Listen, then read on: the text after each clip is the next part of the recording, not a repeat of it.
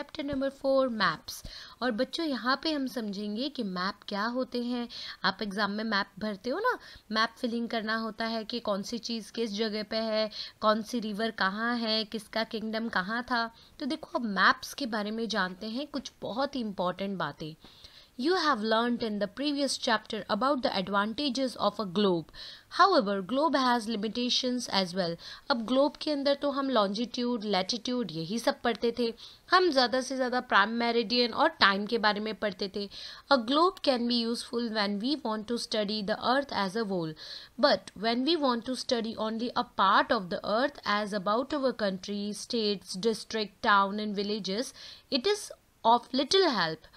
In such a situation we use maps. तो बच्चों globe जो है वो पूरा का पूरा एक अर्थ के बारे में अगर हम बात कर रहे हैं, अर्थ के कौन से पार्ट में क्या है, लेकिन अगर हमें सिर्फ और सिर्फ छोटी छोटी चीज़ों के बारे में जानना है, जैसे हमारी कंट्री के बारे में, हमारे स्टेट के बारे में, हमारी डिस्ट्रिक्ट के बारे में, तब हमें मैप की ज़रूरत पड़ती है। A map is a representation or a drawing of the earth surface or a part of it drawn on a flat surface according to a scale. बच्चों मैप जो है वो रिप्रेजेंटेशन है, हमने अर्थ के सरफेस के ऊपर ड्राइंग कर दिया है कि कौन सा एरिया कहाँ किसका है, किस कंट्री में है। तो इस तरीके से हमने उसको पूरा स्केल की मदद से ड्राइंग कर दिया है। But it is impossible to flatten a round shape completely. तो लेकिन पूरे के पूरे राउंड शेप को एक साथ में एक मैप में दिखा पाना पॉसिबल नहीं है। तो देखो यहाँ पे लेट्स डू करके एक एक्टिविटी दे रखी है। Take an old rubber ball and draw whatever you like all over. You may also mark North Pole and South Pole on it. Now cut this ball with a knife and try to flatten it. Notice how the drawing are distorted. तो बच्चों ये कह रहे हैं कि आपको activity करने के लिए कि एक पुराना सा रबर बॉल ले लो, उसके ऊपर ड्रॉ कर दो सब कुछ, और आप क्या करो उस पर नॉर्थ पोल और साउथ पोल भी मार्क कर दो। उसके बाद उसको काट दो और कोशिश करो कि आप उसको फ्लैट बना सको। तो आपको पता चलेगा कि आपकी ड्राइंग किस तरह से कट कुट गई है। अब देखो, we find that maps are useful to us for various purposes. One map shows a small area and few facts. एक मैप के अंदर काफ़ी यूजफुल चीज़ें होती है, फैक्ट्स होते हैं। One map shows all small areas and few facts. Another map may contain as many facts as a big book. When many maps are put together, we get an atlas. तो बच्चों आपने atlas तो खरीदी ही होगी, है ना, जिसके अंदर अलग अलग कंट्री, अलग अलग मैप, सब कुछ दिया हुआ है। तो उसे हम एटलास कहते हैं। Atlases are of various sizes, measurements drawn on different scales. Maps provide more information than a globe. They are of different types. Some of them are described below. तो अब हम अलग अलग तरीके के मैप के बारे में आज जानने वाले हैं। फिजिकल मैप कैसे होते हैं? Maps showing natural features of the earth such as mountains, plateaus, plains, rivers, ocean are called physical और relief maps.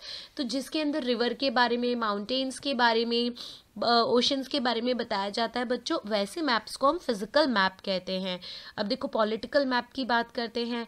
Maps showing cities, towns and villages and different countries and states of the world with their boundaries are called political maps. तो ये ध्यान रखना, अगर आप अब map की दुकान पे जाओगे मैप खरीदने, तो आपका कौन सा मैप लेना है वो अब आपको भूलना नहीं है। फिर देखो thematic maps. Some maps focus on specific information such as road maps, rainfall maps, maps showing distribution of forest, industries, etc. are known as thematic maps. तो जिसके अंदर थीम हो कोई भी कि भाई रोड्स कहाँ है, रेनफॉल कहाँ है, इंडस्ट्री कहाँ है, तो उसको थीमेटिक मैप्स कहते हैं। Suitable title are given on the basis of information provided in these maps. There are three components of maps: distance, direction and symbol. तो बच्चों मैप के अंदर तीन इंपॉर्टेंट चीज़ें होती, डिस्टेंस, डायरेक्शन एंड सिम्बॉल। तो चलो इसको समझते हैं क्या है distance. Maps are drawings which reduce the entire world or a part of it to fit on a sheet of paper, or we can say maps are drawn to reduced scales, but this reduction is done very carefully so that the distance between the places is real. तो बच्चों map को scale से बहुत ही समझ के शांति से, कहते हैं ना, बहुत धीरज के साथ में केयरफुली बनाया गया है ताकि उसमें कोई भी गलती ना हो। उसमें डिस्टेंसेस का भी ध्यान लिया गया है। It can only be possible when a small distance on paper represents a large area on the ground. अब बच्चों मैप आपके सामने अगर एटलास है, आपको पता है मैप कितना छोटा सा होता है। अब उस छोटे से मैप में दुनिया की सारी इंफॉर्मेशन को बनाना बहुत बड़ी बात है अपने आप में, तो उसको बहुत ही अच्छे से स्केल की मदद से बनाना पड़ता है। Therefore a scale is chosen for this purpose. Scale is the ratio between the actual distance on the ground and the distance shown on the map. For example, the distance between your school and your home is 10 kilometre. तो जो आपका school का और आपके घर के बीच का distance जो है वो 10 किलोमीटर है। If you show this 10 kilometre distance by 2 centimetre on map, it means 1 centimetre on map will show 5 kilometre. तो बच्चों यहाँ पे जैसे हम बार ग्राफ बनाते हैं ना, जिस तरीके से हम एक स्केल का ध्यान रखते हैं, जैसे कि आप 10 किलोमीटर का डिस्टेंस 2 सेंटीमीटर में बनाना चाहते हो कि तो 1 सेंटीमीटर मतलब 5 किलोमीटर हो गया। तो लाइक दिस कैलकुलेशन के साथ में मैप बनाया जाता है। On the ground, the scale of your drawing will be 1 centimeter is equals to 5 kilometer. The scale is very important in any map. If you know the scale, you will be able to calculate the distance between any two places on a map. तो अगर आप scale को पकड़ना, scale से major करना ये सब समझते हो, तो आप आसानी से फिर मैप को हैंडल कर सकते हो, बना सकते हो। When large areas like continents or countries are to be shown on a paper, then we use a small scale. For example, 5 centimeter on the map shows 5 kilometer. On the ground it is called a small scale map. तो जो 500 kilometre होता है वो हम सिर्फ 5 centimetre के अंदर बना देते हैं और इसी के लिए इसको हम बोलते हैं स्मॉल स्केल मैप। अब देखो, when a small area like your village or town is to be shown on paper, then we use a large scale that is 5 centimeter. On the map shows 500 meters only on the ground. It is called a large scale map. लेकिन अगर हम सिर्फ villages को highlight कर रहे हैं, zoom in कर रहे हैं, तो फिर हम villages को काफ़ी बड़ा दिखाते हैं, तो उसे हम large scale map कहते हैं। Large scale maps give more information than small scale map, क्योंकि इसके अंदर और भी अच्छे से सब कुछ लिखा होता है। अब देखो डायरेक्शन की बात करते हैं। Most maps contain an arrow marked with the letter N. तो बच्चों काफ़ी सारे जो मैप होते हैं उसके अंदर एन करके कुछ मार्क किया होता है। तो at the upper right hand corner this arrow shows the north direction. तो एक्चुअली में ये एन आपको नॉर्थ डायरेक्शन इंडिकेट करता है। It is the north line which you know the north you can find other direction. अगर आपको north के बारे में पता है तो आप नॉर्थ को ध्यान में रख के ईस्ट वेस्ट साउथ पता कर सकते हो। ठीक है, इस तरीके से for example east west and south there are 4 major. तो यहाँ पे देखो, आप देख सकते हो ये किस तरीके से विकास, शीला, करीम और chart, school, playground, tree, community centre. तो बच्चों ये हमने एक रफ मैप तैयार किया है। देखो तो यहाँ पे देखो directions north, south, east and west, they are called cardinal points. तो आप ये ध्यान रखना बच्चों, इनको हम कार्डिनल पॉइंट्स कहते हैं। Other 4 intermediate directions are south east, यहाँ पे north east, south west and north west. We can locate any place more accurately with the help of these intermediate direction. तो स्टूडेंट्स ये जो हमें जो डायरेक्शंस बताए गए हैं बहुत ही अच्छे से हम इनकी हेल्प लेके और भी डिटेल में मैप को समझ सकते हैं। Find out the following directions from the figure 4.1। The direction of the community centre, the play ground from Vikas house, the direction of school from shops. तो यहाँ पे हम जो डायरेक्शन आसानी से यहाँ पे पता कर सकते हैं। We can find out the direction of a place with the help of compass. It is an instrument used to find out main directions. Its magnetic needle always points towards north-south direction. तो ये जो magnetic needle होती है बच्चों, ये तो आपने अपने मैग्नेटिज्म चैप्टर जो साइंस में उसमें भी समझा होगा कि भाई किस तरीके से मैग्नेटिक कंपास की मदद से हम north, south, east, west direction को आसानी से ढूंढ सकते हैं, क्योंकि उसमें क्या होता है, मैग्नेटिक निडल होता है। अब देखो बच्चों बात करते हैं सिंबल्स की। It is the third important component of a map. It is not possible to draw on a map that actual shape and size of different features such as buildings, roads, bridges, trees, railway lines, or a well. So they are shown by using certain letters, shades, colors, pictures, and lines. These symbols give a lot of information in a limited space. तो बच्चों ये जो अलग अलग symbols हम use करते हैं ना, इससे हम मैप को और डिटेल में और क्लियरली समझ सकते हैं. ये और भी अच्छे से हमें शेड के बारे में, कलर के बारे में, पिक्चर के बारे में सब कुछ बताते हैं.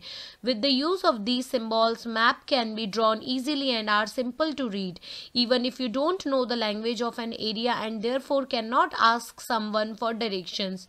You can collect information from maps with the help of these symbols. तो हम मैप में से सिम्बॉल्स की हेल्प लेकर मैप को बहुत अच्छे से समझ सकते हैं. भाई किस डायरेक्शन में नदी जा रही है, कहाँ पे पहाड़ खड़े हैं, कहाँ पे वैली है, कहाँ पे ओशन है, ये सब कुछ हम समझ सकते हैं मैप के कलर से और सिम्बॉल से. Maps have a universal language that can be understood by all.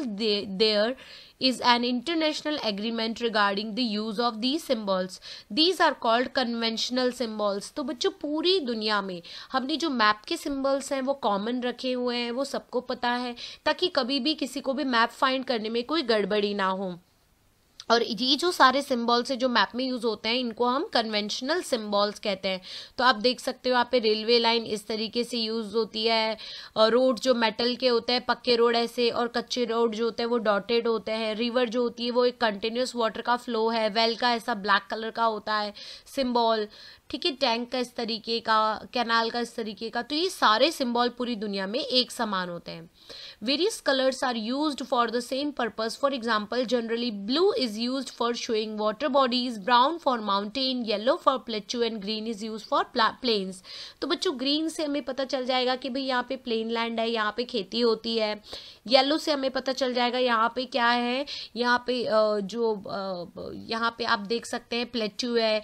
यहाँ ब्राउन से हमें माउंटेन पता चल जाएगा, ब्लू से हमें वाटर पता चल जाएगा. यानी कलर से हम लोग काफ़ी सारी चीज़ों को आइडेंटिफाई कर सकते हैं. आप ये देख सकते हैं यहाँ पर किस तरीके से यहाँ मैप में समझाया हुआ है. अब स्केच की बात करते हैं. A sketch is a drawing mainly based on memory and spot observation and not to scale. Sometimes a rough drawing is required on an area to tell where a particular place is located with respect to other places. Suppose you want to go to your friend's house but you don't know the way. Your friend may make a rough drawing to show the way to his house. Such a rough drawing is shown without scale and is called the sketch of map.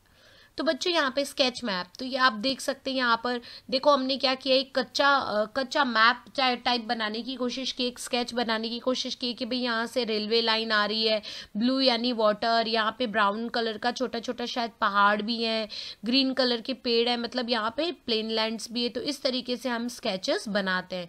अब देखो plan बनाने की बात करते हैं बच्चों. हम कोई भी घर बनाते हैं, हम कोई भी चीज़ बनाते हैं, तो आपको पता है ना हम सबसे पहले प्लान बनाते हैं. तो देखो a plan is a drawing of a some small area on a large scale.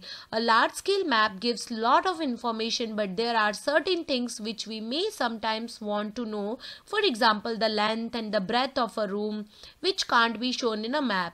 Eight that time we can refer drawings down to scale called a plan.